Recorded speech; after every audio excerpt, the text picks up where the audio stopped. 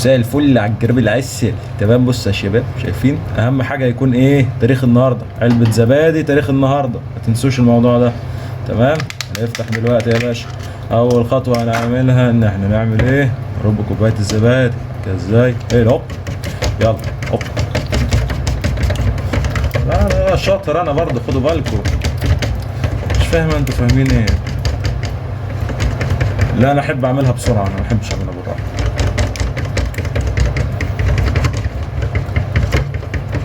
بس اهم حاجه يا جماعه يكون الزبادي القوام بتاعه كريمي اهو، مفيهوش اي تكتلات خالص.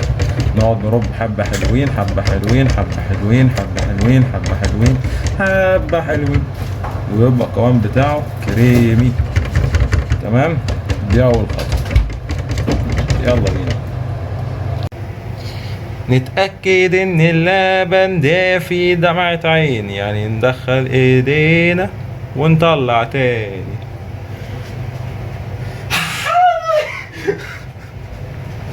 اه يا باي.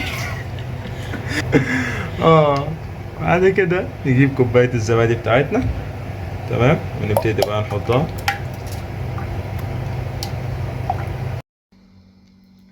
وما علينا يا جماعة من اللي حصل.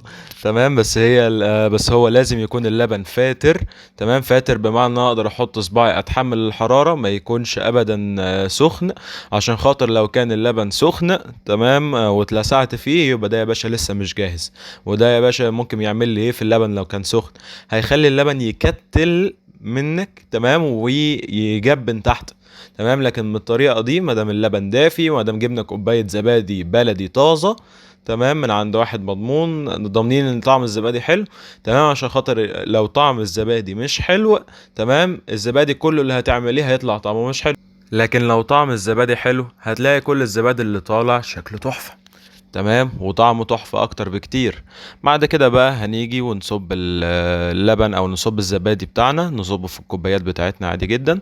وبعد ما نصبه، كل اللي هنعمله هنعمل ايه؟ خطوة مهمة جدا اوعى تتنسي، ان احنا نغطي الزبادي. نغطي الزبادي، الخطوة دي مهمة جدا جدا جدا جدا، عشان خاطر التفاعل بتاع الزبادي يشتغل. بس وبعد كده بقى هنحطه في مكان دافي. تمام، انا عن نفسي حطيته في الفرن. ممكن تحطيه في اي مكان دافي عندك في البيت عادي جدا. وبعد كده بعد ما ندخله الفرن بقى هنستنى عليه لمدة حوالي 12 ساعة. وبعد كده بصوا يا جماعة الحلاوة والجمال بعد ما طلع، شكله وريحته ومنظره وطعمه تحفة. مفيش لا اسهل ولا اسرع ولا انضف من كده نعمله في البيت.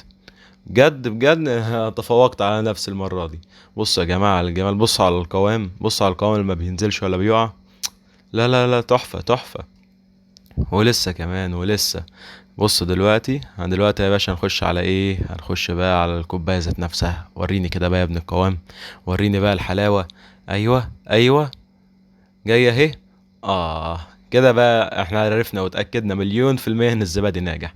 زي ما انتوا شايفين الزبادي طالع تحفه تحفه تحفه. قطعه واحده، تمام، عامل وش زي العسل.